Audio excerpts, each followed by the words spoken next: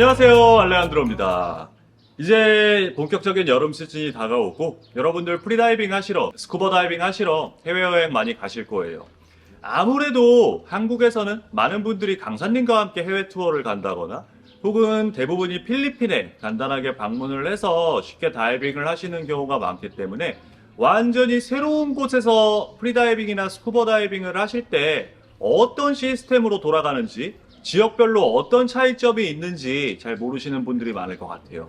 그래서 오늘은 다이빙에 관심이 있으시거나 다이빙 경험이 많으시더라도 해외여행 경험이 많지 않은 분들을 위해서 여러분들이 완전 초보 때 할 만한 질문들. 오늘 비 오는데 다이빙 하나요? 다이빙 샵에 왜 숙소가 없나요?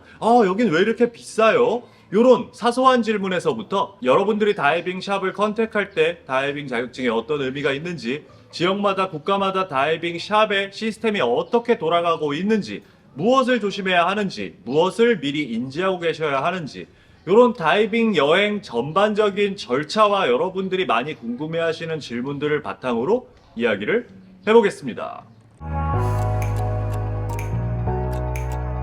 이 질문부터 한번 이야기해 볼게요. 비 와도 다이빙 하나요? 라고 질문하시는 분 정말 많이 봤습니다. 비 와도 다이빙 합니다.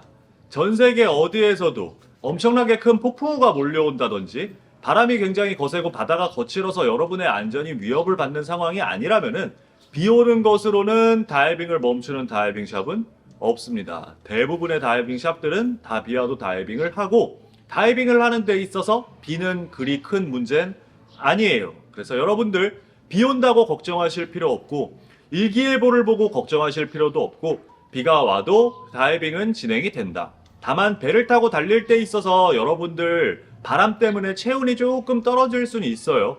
그래서 비바람이 예상된다면은 방풍 자켓이라거나 마른 옷을 준비하셔서 갈아입는 것은 중요하지만 비가 온다고 해서 다이빙이 취소된다거나 비가 온다고 여러분에게 다이빙비를 환불해 줄 일은 없다는 거 다시 한번 말씀드립니다.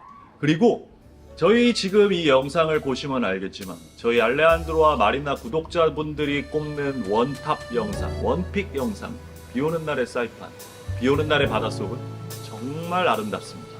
비 온다고 걱정하지 마시고 마음 편히 다이빙 가시고 비 오는 바다를 한껏 즐기시길 권해드립니다.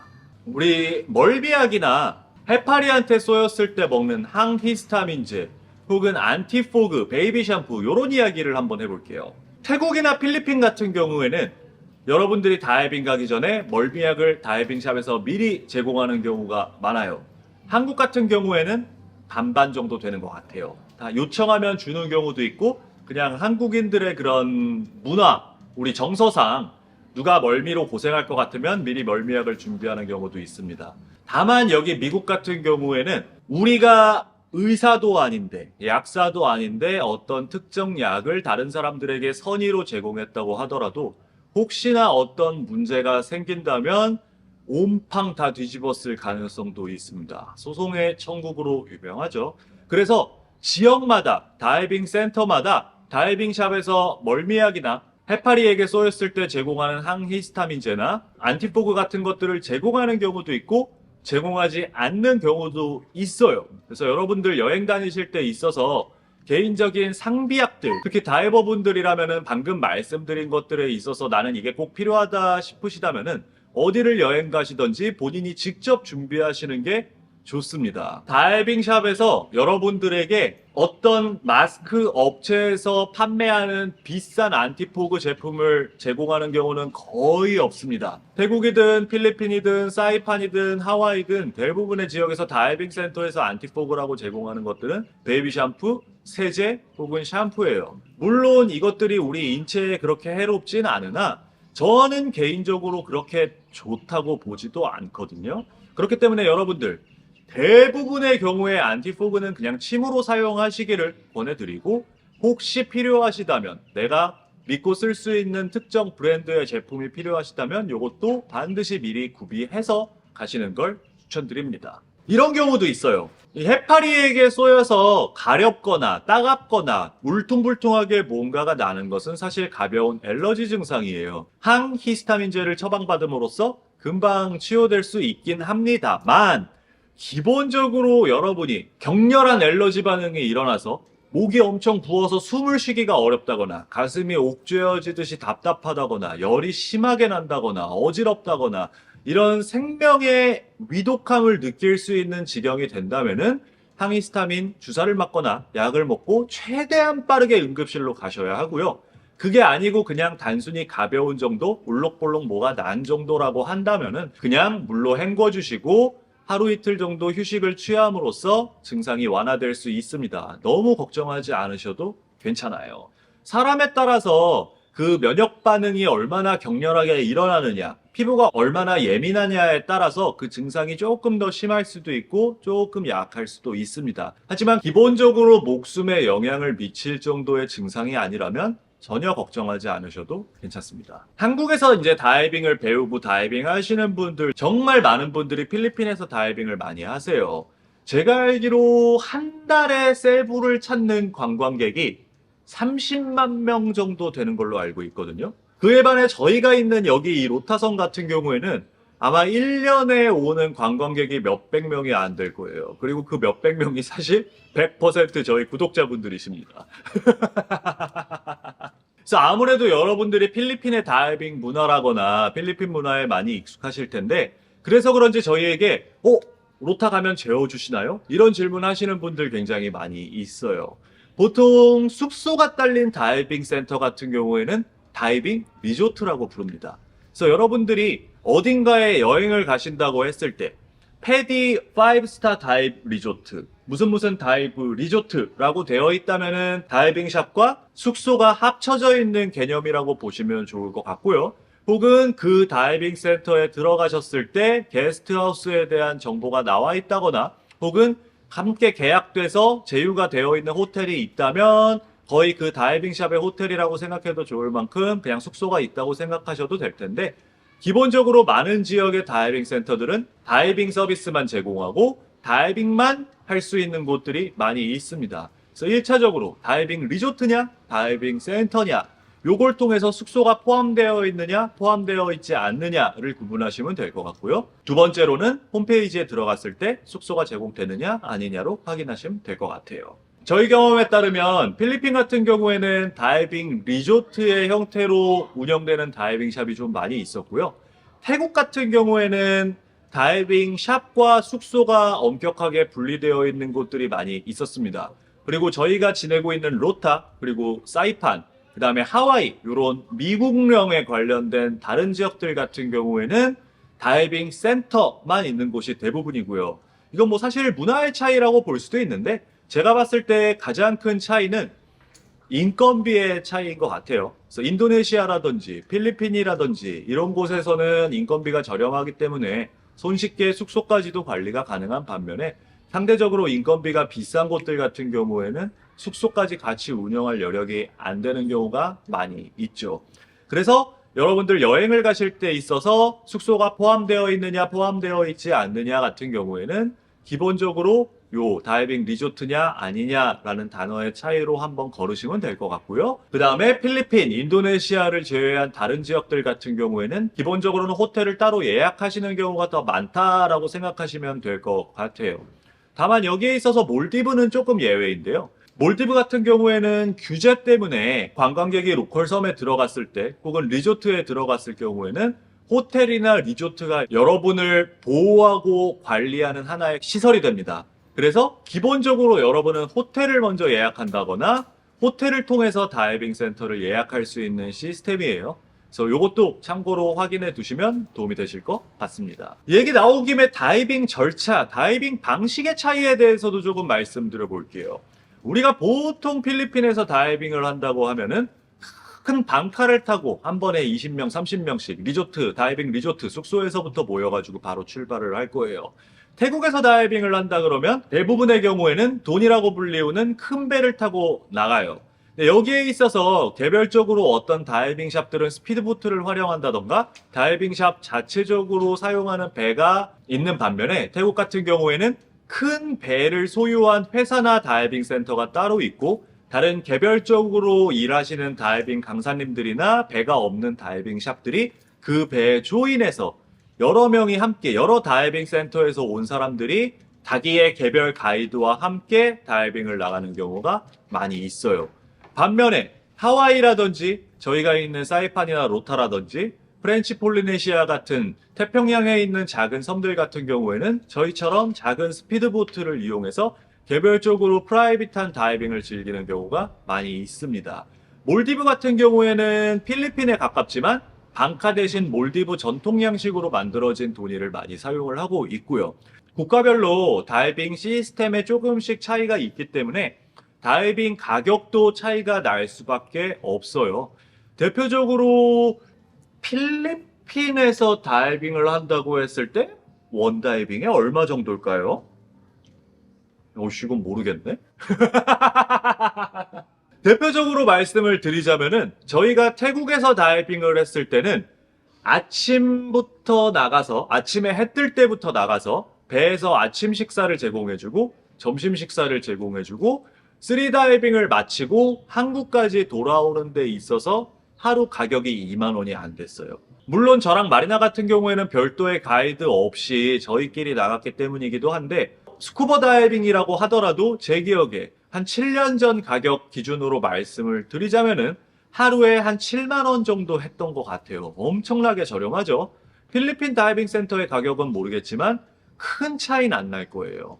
다만 사이판 같은 경우에는 투다이빙 기준 150달러에서 200달러 정도 되고요. 저희 시피플즈 같은 경우에도 투다이빙 기준 200달러의 가격으로 진행을 합니다. 하와이에서 샤크 다이빙을 했을 때 저희는 원다이빙에 150달러를 지불하고 다이빙을 했었고요. 세계에서 가장 다이빙 가격이 비싼 곳이라고 악명이 높은 프렌치 폴리네시아 같은 경우에는 제가 이야기를 들었을 때 거의 원다이빙에 150에서 200달러, 하루에 투다이빙 한다고 했을 때 한 300달러에 근접한 다이빙을 했다고 얘기를 들었었어요. 그래서 지역마다 다이빙 가격은 천차만별일 수밖에 없고 이 가격의 가장 큰 비중을 차지하는 것은 사실은 인건비입니다. 대표적으로 저희의 선장 유미, 저 친구 한 달 월급이 필리핀이랑 인도네시아 10명 월급에 맞먹어요. 그래서 사실 인건비가 굉장히 큰 비중을 차지하기 때문에 지역에 따라서 다이빙비는 큰 차이가 날 수밖에 없다. 여러분들 쉽게 생각했을 때 여기는 엄청 싼데 왜 여기는 엄청 비싸지? 라고 생각하기 쉬운데 자, 이런 부분들이 영향을 미친다는 거 하나 생각을 하시면 좋을 것 같습니다.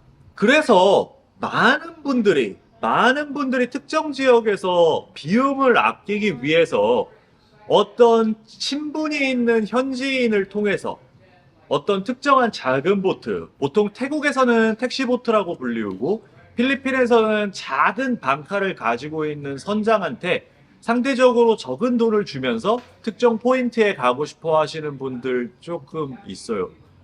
절대로 하지 말라고 저는 말씀드리고 싶습니다.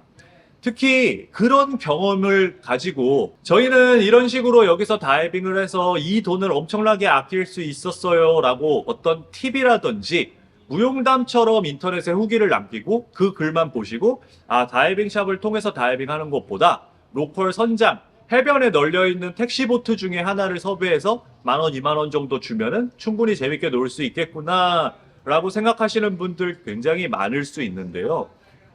실제 사례입니다. 실제 사례예요. 미국인 해리 씨는 인도네시아에서 여행 가서 어선을 섭외했어요.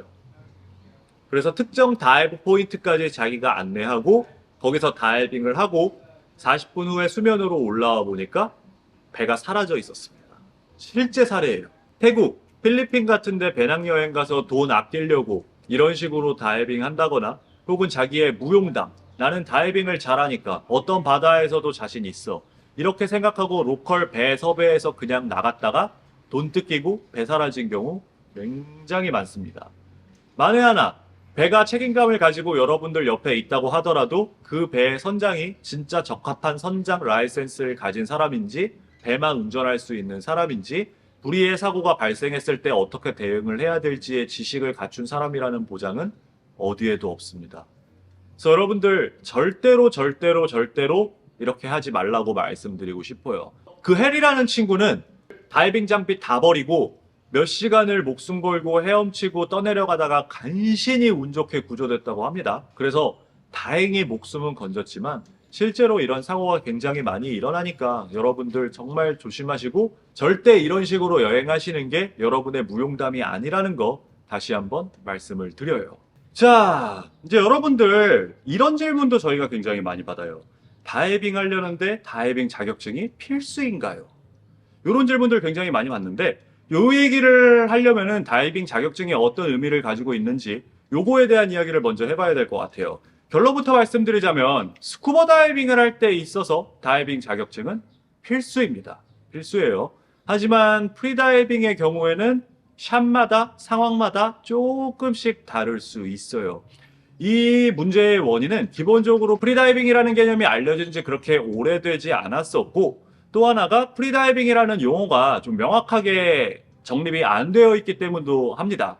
그래서 어떤 사람들한테는 프리다이빙이라고 하면은 굉장히 협소한 의미의 딥다이빙, 부위에 줄 내려놓고 자기 깊이 올라갔다 내려갔다 하는 것만 프리다이빙이라고 생각하는 경우가 있어요. 또 어떤 사람들 같은 경우에는 프리다이빙 이퀄 스킨다이빙이라고 생각하시는 분들도 있고 저희처럼 스쿠버 다이빙 어떤 공기통을 메고 물에 들어가는 행위를 제외한 스노클링이라든지 스킨다이빙이라든지 이런 모든 물에서 하는 행위를 다 프리다이빙이라고 통칭하는 경우도 있습니다. 그래서 여러분들 한 가지 주의하셔야 될 점이 해외에서 프리다이빙을 하고 싶은데 내가 원하는 건 예쁜 물고기들을 보고 펀다이빙을 하고 싶은데 여러분들이 해외에 있는 프리다이빙 샵에 컨택을 하신다면은 아마 조금 난감하신 경우가 있을 수도 있을 것 같아요. 보통 프리다이빙 샵이라고 간판을 걸고 있는 경우에는 자격증 코스와 그 다음에 딥다이빙 트레이닝만을 하는 곳들이 굉장히 많이 있습니다. 다이빙 샵을 예약하실 때 특히 프리다이버라면은 용어의 정의를 명확하게 해서 내가 무엇을 하고 싶은지 그 서비스를 제공할 수 있는지 미리 물어보시는 게 굉장히 중요해요. 그래서 여러분들이 해외에서 프리다이빙을 하실 경우에 이 자격증의 의의는 조금 애매합니다. 이렇게 한번 말씀을 드려볼게요. 여러분들이 스쿠버 다이빙을 해요. 이 스쿠버 다이빙 자격증의 의미는 우리가 흔히 생각하는 운전면허증이나 의사면허증이나 변호사 자격증처럼 여러분이 어떤 행위를 할 수 있는 권한을 국가에서 부여해주고 여러분들이 다이빙 샵을 이용할 때 있어서 그걸 자유이용권처럼 나는 자격증이 있으니까 다이빙을 할 수 있어 라는 개념의 의미가 아닙니다. 조금 더 엄밀하게 말씀을 드리자면 사실 다이빙 자격증이라는 것은 다이빙 센터와 다이빙 강사를 보호하기 위한 시스템이에요.